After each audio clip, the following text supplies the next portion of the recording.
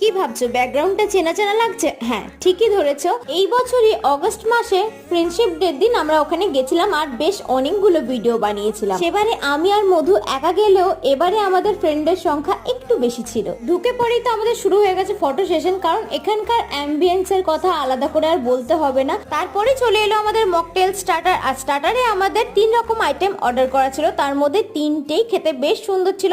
আর মকটেলে দেওয়া ছিল 2টো ফ্লেভার, 2টো ফ্লেভারই বেশ ভালো ছিল।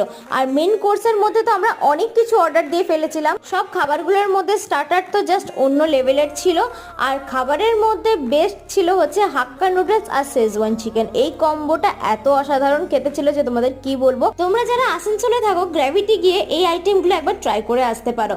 এছাড়াও আমরা আরো কয়েকটা সুন্দর সুন্দর ভিডিও বানিয়েছি যেগুলো আমাদের ইনস্টাগ্রামে অলরেডি পোস্ট করা আছে, তোমরা চাইলে চেক আউট করতে পারো। চলো তাহলে আজকের ভিডিও এই পর্যন্তই, দেখা হচ্ছে নেক্সট কোনো ভিডিওতে। টাটা।